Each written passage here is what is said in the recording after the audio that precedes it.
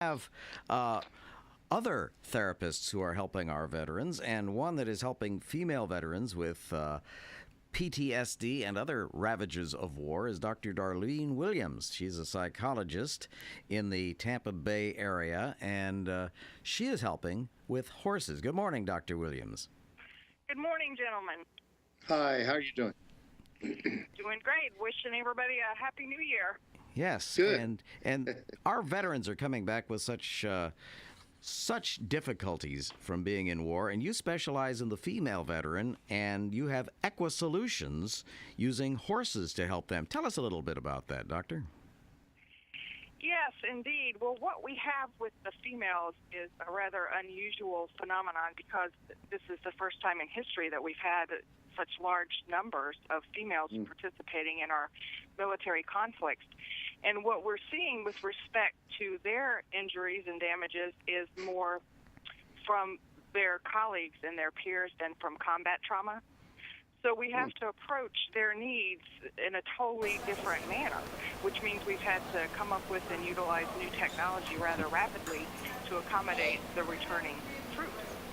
Is this primarily PTSD that you're dealing with? Yes, primarily PTSD and MST, which is military sexual trauma. And these are the women who are sexually harassed or attacked by their fellow soldiers or sailors. Is that not correct? Largely, that is the case. Yes, sir. In most of the cases, that's where the trauma is coming from.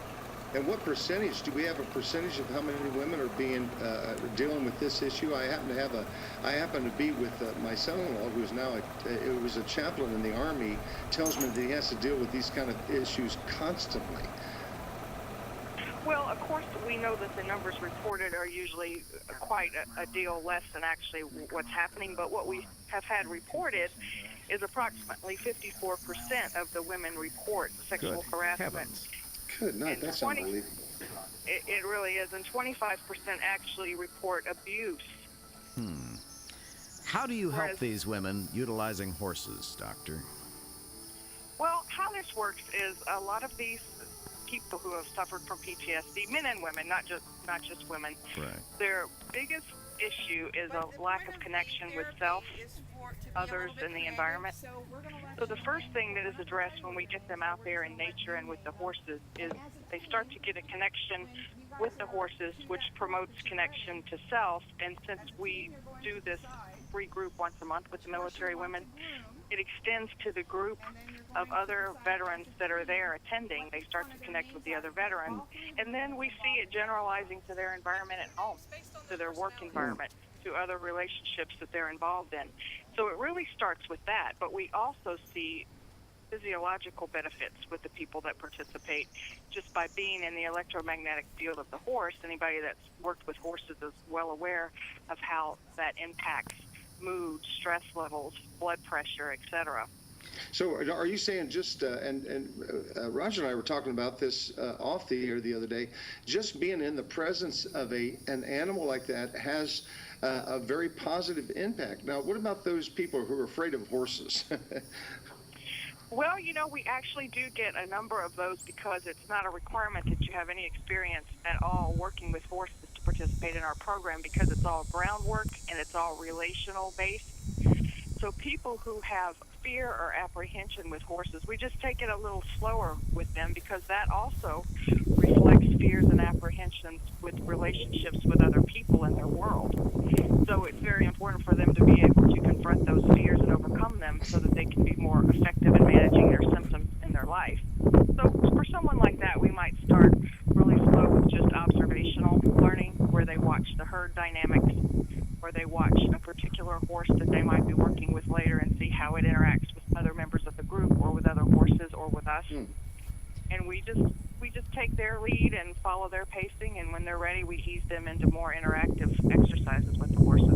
It's interesting when you we were speaking to some volunteers at Morton Plant, Meese, Dunedin, the hospital facilities. They utilize therapy dogs actually in an acute hospital setting and have very good results with that. Having a horse work with a person, a much larger animal. When you're on a horse, you're not thinking about this and that or problems. You're pretty much you're thinking about hanging on. You're thinking about the horse does take your attention, and it is a very open and forgiving animal. It gives you unconditional love, I would think. Well, absolutely. That's the whole point. And we also include a service dog in our program because, we're well aware everybody has their own unique experiences with animals in their past and present.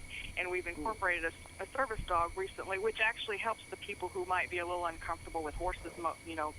Many people are comfortable with dogs. Not all, but those that are, it helps them. Doctor, who discovered this? And I'm sorry if I'm stepping all over you. I can't hear very well, and I don't mean to. But who discovered that you could use animals in this way? Was there some brain that some doctor from the past, like Maslow or any of those guys? Who did it? Actually, I think it was probably our Native American predecessors. So much is written about how horses have helped humans on so many levels.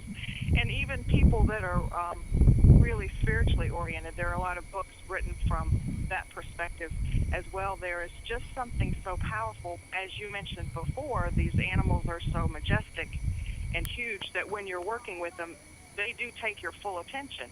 If for nothing else, for concerns about safety, but all of a sudden then you sort of realize you're just in this other realm.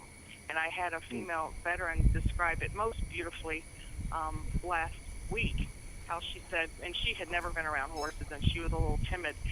She said once she got in the sphere of this horse and started just grooming him and being with him, she sort of forgot that we were there even though we were 4 feet away. She said, I remember every now and then somebody would hand me a grooming tool, but other than that, it was just me and my horse, and everything was blissful. And it's really powerful technology, even with simple exercises to help people overcome some of their symptomology that, years in therapy may take to overcome, because the barriers, boundaries are different when you're out in nature and you're around these animals. You sort of forget you're in a therapeutic environment and things just happen. Yeah, it's not like sitting in an office with phones ringing and appointment times coming and ending. We're talking to Dr. Darlene Williams, Ph.D., a licensed psychologist and owner of Equusolutions. How can female veterans access you and learn more about this if they think this might be helpful? Oh, they can certainly go to our website, equusolutions.com. Our program that's free the last Sunday of every month for female veterans, we operate as a small group with the horses, operates out of Windward Farms in Tarpon, and it's called Horse Corps. And the veterans can Google Horse Corps, like Marine Corps or Peace Corps, it's spelled with an S, and they can get more information, or they can just call the office at 727-467-4213. And we welcome any female active or retired military that have these experiences that would like to participate. It's free. Do they have to be active or retired? Can they just be discharged? They can be. Okay. As long as they're military women, we welcome them. Okay. Now, if Roger and I want to come out and see your facility, is there an actual facility that you work at that Roger and I could come out and say hello? Oh, absolutely. We're at Windward Farms in Tarpon Springs, which is off of Van Clote Boulevard. And we would love to have you out there. We could do a live demonstration. That's the best way to experience it. Oh, we can take a few shots for the website. That'd be good. Yes, that'd be awesome. Be interesting. How many veterans have you worked with so far, and what results have you had? In this modality, I would say at this point, probably close to 50. Wow. So, you have a good baseline here. Yeah. Good start. Yeah. So, what results have you seen so far? You did describe the one veteran who was kind of lost in the horse world. How severe cases do you get there, and what are the immediate results when they're next to a 1,200-pound animal? Okay, well, the best way to describe the results is through some testimonials I have. I wish I had thought to organize them for our talk today, but I can remember things that have been told to me about... Oh, that's usually the best. Do you have a website anyhow, by the way, and we'll listen to some of your... Yes, equusolutions.com. In fact, I believe one of the testimonials is posted on there. but we frequently get unsolicited testimonials from veterans who have participated, speaking at groups or speaking just to us about their experiences. And what we hear a lot is how this experience just sort of brought them out of their focus on their symptoms and back to themselves, and how when they were working with the horses, any sort of physical pain seems to melt away, any sort of fixation on flashbacks or memories seems to disappear, and they report a return to a sense of joy and a sense of remembering who they really are that got disconnected from them as a process of experiencing some extreme traumas. And to answer your question, we've seen a really wide range of people that have been affected by war, from people that may have problems with difficulty sleeping and overuse of medications to try to deal with their symptoms on one end, to the other end where people were so physically damaged that they could have died from the trauma that they experienced. And on both ends of the continuum, we've gotten extremely positive feedback, even from people who sort of hang back a little more and maybe were timid to participate hands-on as much as they could. Even from those folks, we've gotten feedback, and just a lot of gratitude for being invited to participate in the program. And we've heard people have to use medications and substances because, substance abuse is a big problem with people with PTSD commonly in the military. And we've had reports that seems to have decreased for some of our participants as well. Wow. That is truly amazing, and it just shows kind of the human-animal connection. I think God put these animals on this planet to assist us in more ways than you would think. Absolutely. And Roger, what is can you spell the website for us again? It is Equusolutions, Equusolutions. And Dr. Williams' number, if you want to call her, is 727-467-4213. And it's equusolutions.com. Yes, that's and amazing. for folks in your audience who may be interested in more research on this exciting technology, they can go to the certifying body, because there is a certifying body that certifies mental health professionals and equine professionals in this technology, and it's called EGALA, EAGALA. So your listeners could Google egala.org and find out more information about this technology, including up-and-coming research, because we've recently had a lot of interest in this technology by organizations such as the Department of Veterans Affairs. Yes, as a matter of fact, we're going to have to talk to Colonel Prendergast at the Department of Veterans in Florida here and make sure that he's connected with you guys.